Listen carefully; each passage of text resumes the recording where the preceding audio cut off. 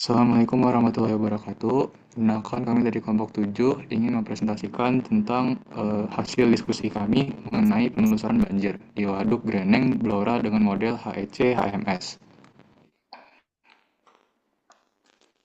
Jadi untuk kelompok kita sendiri ini ada Dimas Mirza, ada Maulidin Anbiya, Muhammad Fadla Zudan, dan Fajri Mubarak. Jadi untuk yang pertama ada pendahuluan. Pendahuluan di sini banjir besar di hilir Waduk Greneng pada November 2021 menimbulkan kerugian dan menunjukkan perlunya upaya antisipasi di masa mendatang. Salah satu langkahnya adalah melakukan penelusuran banjir untuk menilai kemampuan waduk dalam mereduksi debit puncak air. Tujuannya itu untuk memprediksi waktu dan besarnya debit. Aliran ke waduk menggunakan hidrograf hulu. Analisis ini dilakukan dengan model HEC dan HMS yang mensimulasikan kondisi nyata waduk. Agar hasilnya akurat, diperlukan input yang tepat seperti karakteristik das, data curah hujan, dan dimensi bendungan. Pemodelan ini dilakukan untuk berbagai kala ulang hujan, sehingga hasilnya dapat dimanfaatkan sebagai dasar kesiapsiagaan dan pengelolaan waduk terhadap potensi banjir. Tujuannya itu menentukan hujan berencana untuk setiap kala ulang N tahun, menentukan debit puncak air, menganalisis debit outflow yang keluar dari waduk Reneng, menilai keandalan waduk dalam menghadapi debit banjir, mengetahui perubahan kapasitas tampungan waduk dalam mengendalikan debit banjir berdasarkan intensitas hujan. Untuk persamaan penelusuran aliran dinyatakan dalam bentuk persamaan kontinuitas berikut ini. Dengan rumus I kurang O sama dengan ds per dt. Dengan di mana itu I itu aliran masuk, O itu aliran keluar, ds perubahan tampungan, dt interval waktu penelusuran. Kemudian ada juga rumus itu S sama dengan K kali O, di mana persamaan berikutnya itu S sama dengan K kali O ditambah KX dikali I kurang O. S-nya itu tampungan waduk, I-nya itu aliran masuk, O-nya aliran keluar, kayak koefisien tampungan, faktor bobotnya itu X. Kemudian pada waduk terdapat bangunan pelimpah, spillway, di mana persamaan aliran pelimpah diberikan dalam persamaan berikut, yaitu Q sama dengan CD kali B kali H pangkat 3 per 2. Dan yang terakhir itu pada penelusuran banjir di waduk, persamaan 1 dapat ditulis menjadi persamaan 5 berikut.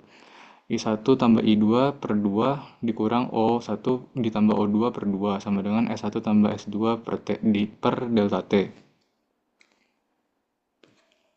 Untuk metodologinya sendiri itu ada data untuk sungainya itu Sungai Goak, luas dasnya itu 4,99 km kuadrat, areal irigasinya 251 HA, terus kemudian data waduk, muka air banjirnya EL tambah 12150, muka air normalnya EI tambah 120,80 meter, MA-nya 1,68 meter, volume waduk 2,3 juta meter kubik, volume matinya 0,393 juta meter kubik. Terus kemudian ada data bendungan, data pelimpah, dan data outlet. Kemudian prosedur penelitiannya tahap 1 pengumpulan data. Yang pertama itu mengumpulkan data teknis waduk curah hujan 19 tahun serta data karakteristik das seperti topografi, data guna lahan, jenis tanah. Kemudian tahap 2 ada hujan rencana, menentukan hujan rencana untuk berbagai kala ulang. Kemudian tahap 3 parameter SCS per strip CN, menentukan nilai CN berdasarkan jenis tanah, kemiringan, tutupan lahan das. Tahap 4-nya parameter model HEC, HMS, kemudian menentukan parameter das seperti initial abstraction. Tahap 5 hujan ke debit, mengubah hujan rencana menjadi debit banjir menggunakan HEC, HMS untuk menghasilkan hidrograf debit maksimum. Tahap 6-nya reservoir routing, memodelkan waduk Greneng melalui input spillway, outlet, dan elevasi bendungan. Tahap 7 simulasi dan analisis, mensimulasikan debit dan tampungan selama 24 jam untuk mengetahui inflow-outflow maksimum serta elevasi muka air waduk.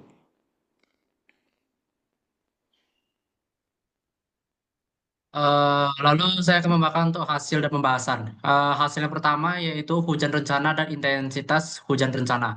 Nilai hujan rencana ditentukan menggunakan analisis frekuensi data hujan harian maksimum dari tahun 2001 sampai 2018 dengan metode normal.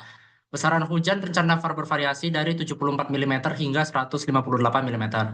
Intensitas hujan jam-jaman dihitung dengan metode mononobe untuk durasi 6 jam sebagai input model HEC HMS.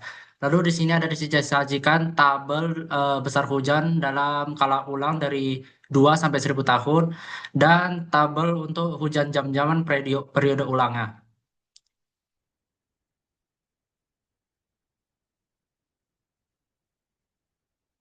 Lalu untuk yang kedua, penentuan parameter SCS curve number. Parameter ditentukan melalui plotting peta tata guna lahan, kelerengan, dan jenis tanah Kabupaten Blora. Wilayah Daswaro Grana didominasi oleh hutan lindung tanaman jati. Yang ketiga, penentuan nilai CNIA, impervious, muskinum, dan lag time. Curve number didapatkan nilai sebesar 78,82% yang mencerminkan hubungan antara jenis tanah, Mediterranean, dan tutupan lahan, hutan jati atau ladang terhadap potensi limpasan. Imperviousnya sebesar 8,62% menunjukkan proporsi hujan yang langsung menjadi aliran permukaan. Initial abstraction sebesar 13,647 mm, yaitu jumlah hujan yang meresap ke tanah sebelum terjadi limpasan. Baru yang terakhir, lag time dihitung sebesar 5,8 menit, yaitu waktu yang dibutuhkan debit banjir untuk melintasi sungai. Baru yang keempat, permodelan HEC HMS, hujan menjadi debit aliran puncak.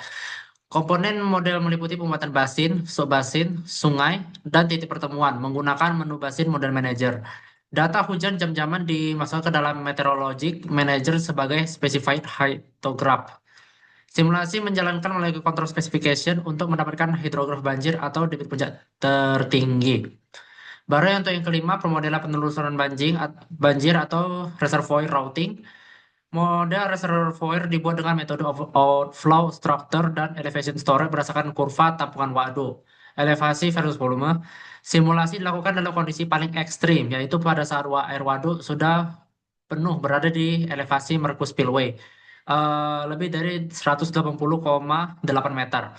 Data teknis yang dimasukkan mencakup dimensi spillway dalam lebar 5,5 meter, outlet tipe orifice diameter 1 meter, dan elevasi puncak bendungan dam top di 122,85 meter.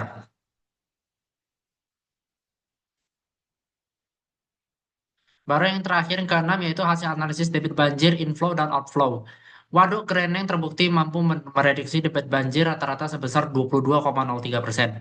DB inflow versus debit outflow. Pada kala ulang 1000 tahun debit masuk sebesar 43,4 meter pangkat 3 detik, mampu direduksi menjadi outflow 8,9 meter kubik per detik.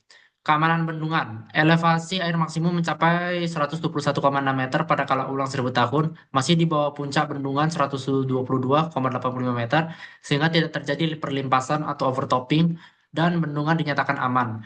Baru pada gambar 3 ini terdapat hidrograf banjir kurva tampungan kala ulang selama 1000 tahun, dan juga terdapat data reduksi debit banjir puncak oleh Waduk Greneng untuk seluruh kala ulang.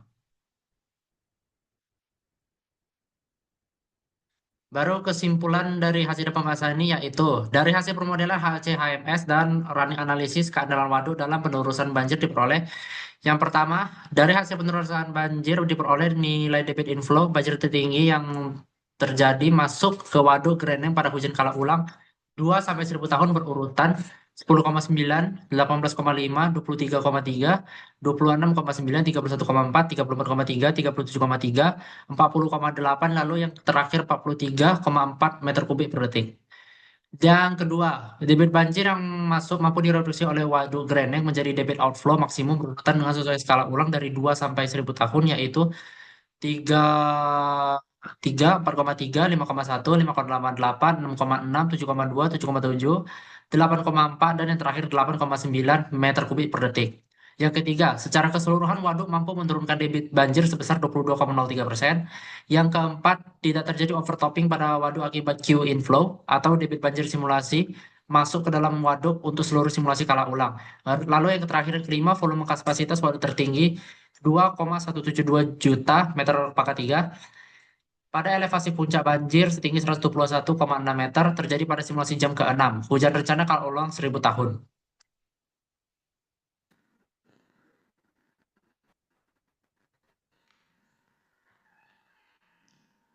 Ini semua adalah tugas kuliah ya, yang dapat didapatkan dari sumbernya itu oleh Limbong B dan Wulandari DA pada tahun 2022 dengan judul Reservoir Routing di Waduk Greneng Blora dengan model HEC HMS. Siklus Jurnal Teknik Sipil halaman 230 247. Sekian dari kami, mungkin itu saja yang bisa kami sampaikan. Kurang lebih mohon maaf. Terima kasih. Assalamualaikum warahmatullahi wabarakatuh.